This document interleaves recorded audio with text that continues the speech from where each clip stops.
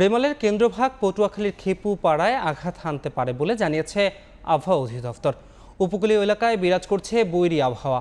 এই মুহূর্তে পটুয়াখালীর খেপুপাড়ায় আছেন রিপোর্টার শাকিল মাহমুদ, ভোলায় আছেন রিপোর্টার নাসির উদ্দিন লিটন এবং খুলনার রূপসা নদীর পাড়ে আছেন রিপোর্টার আবদুল্লাহ আল মামুন রুবেল। সরাসরি প্রথমে যাচ্ছি শাকিলের কাছে।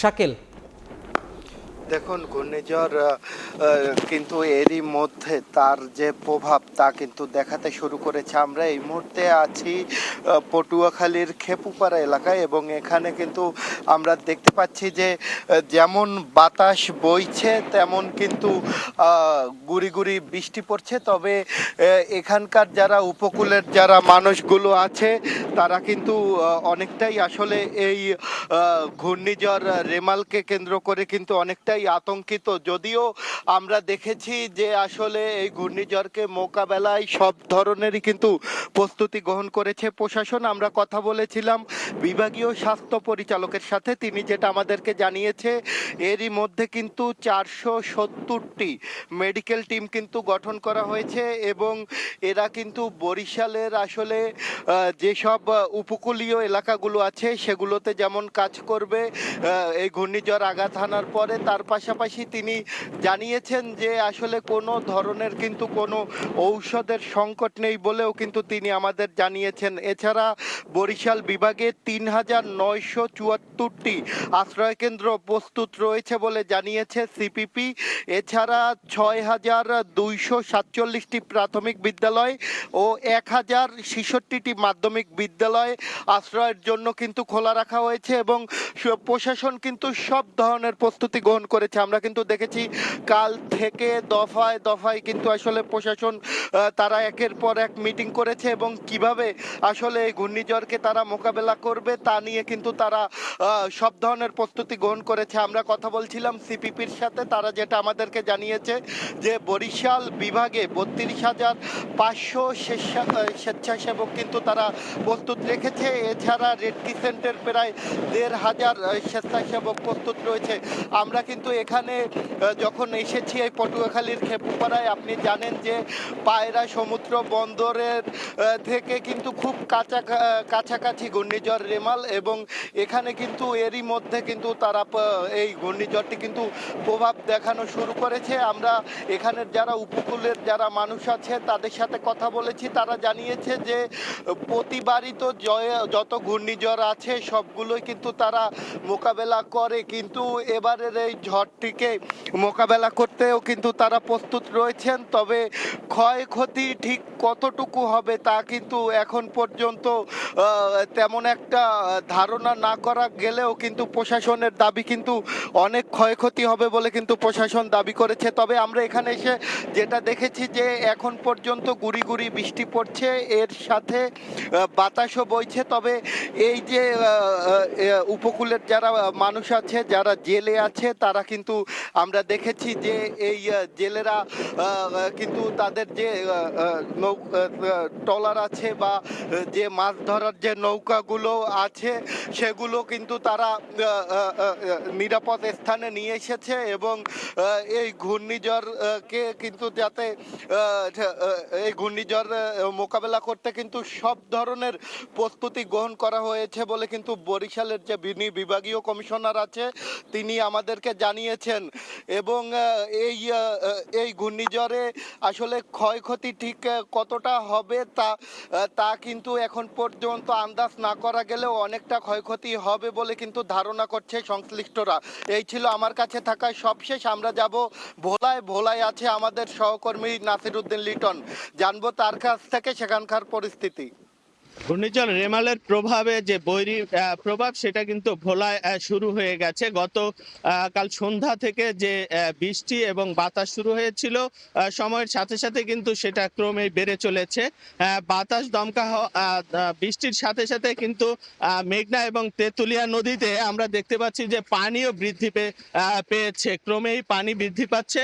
আমরা খবর নিয়ে জানতে পেরেছি ভোলার দক্ষিণে সাগরকুলের যে জনপদগুলো রয়েছে ঢালচর, বকরিমুখী এবং মনপুরা কলাতলির চর নিজাম সহ যেগুলো নিম্নাঞ্চল এবং চরাঞ্চল আছে সেগুলোতে জোয়ারের সময় স্বাভাবিকের চেয়ে কিছুটা পানি বেড়েছে রাতের জোয়ারে। এই ঘূর্ণিঝড়টি মোকাবেলা করার জন্য গতকাল সন্ধ্যার সময় জেলা দুর্যোগ ব্যবস্থাপনা কমিটির বিশেষ সভা অনুষ্ঠিত হয়েছে। সভায় জেলার 7 উপজেলা 7টি এবং জেলা সদরে একটি মোট 8টি কন্ট্রোল রুম খুলে পুরো বিষয়টি তারা তদারকি করছেন। 3 ভাগে ঝড়টি মোকাবেলার জন্য প্রস্তুতি নিয়েছেন। এখানে ভোলা জেলা 869টি আশ্রয় কেন্দ্র প্রস্তুত রাখা হয়েছে এবং এই উদ্ধার কার্যক্রম পরিচালনার জন্য সিপিবি এবং রেড ক্রিসেন্ট মিলে প্রায় 14,000 স্বেচ্ছাসেবীকে প্রস্তুত রাখা হয়েছে এই উদ্ধার কাজের তৎপরতা করার জন্য। এবং প্রথম দিকে আজকে তারা চরাঞ্চল এবং ঝুঁকিপূর্ণ এলাকায় যারা বসবাস করেন তাদেরকে নিয়ে আসা হবে আশ্রয় কেন্দ্রে এবং নিরাপদে এই জন্য স্বেচ্ছাসেবীরা কাজ করবেন এবং ঝড় চলাকালীন সময় এবং ঝড়ের পরবর্তীতে এই 3টি ভাগে তারা কাজ করবেন।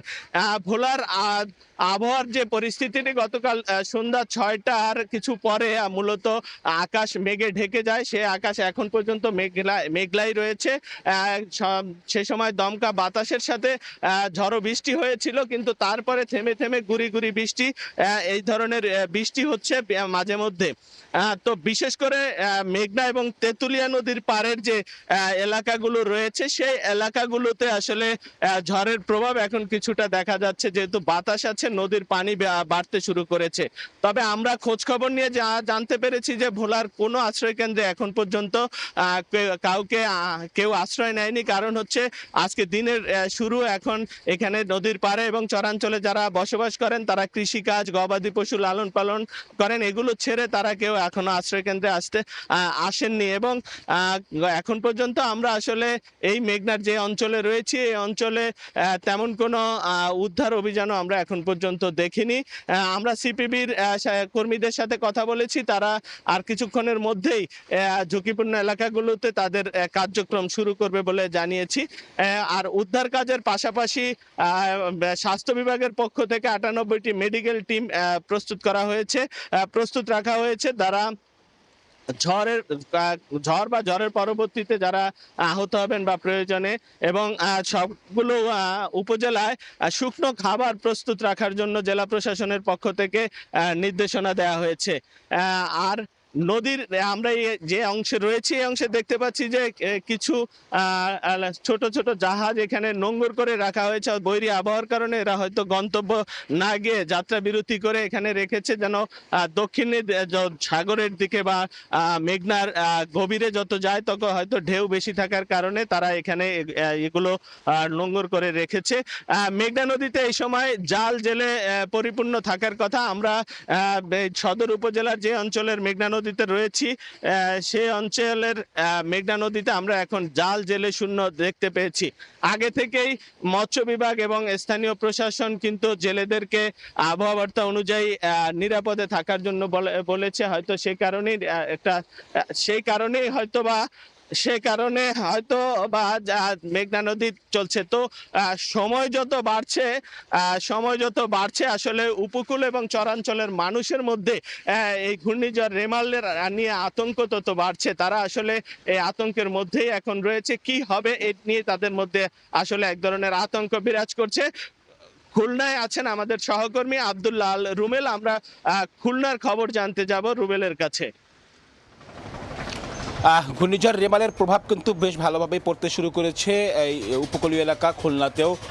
সকাল থেকে কিন্তু বৃষ্টি শুরু হয়েছে, গুড়ি গুড়ি বৃষ্টি হচ্ছে, কখনো কখনো কিন্তু বৃষ্টির পরিমাণ বাড়ছে, আবার বৃষ্টি কিছু সময় পর পর একটু থেমেও বৃষ্টি হচ্ছে।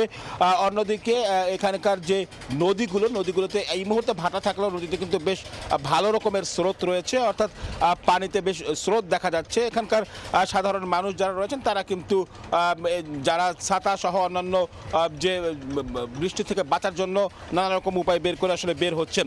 একটু বলে রাখি, খুলনায় এই যে ঘূর্ণিঝড় রেমাল মোকাবেলা করতে কিন্তু বিভিন্ন উপকূলীয় এলাকায় 6 শতাধিক আশ্রয় কেন্দ্র আসলে প্রস্তুত করা হয়েছে বলে জেলা প্রশাসন থেকে আমাদেরকে জানানো হয়েছে। এর পাশাপাশি প্রায় 3000-এরও বেশি স্বেচ্ছাসেবী এখানে কাজ করছেন খুলনার বিভিন্ন উপকূলীয় এলাকার ভিতরে কয়রা, পাইকগাছা, দাকব, বটিয়াঘাটা এলাকা।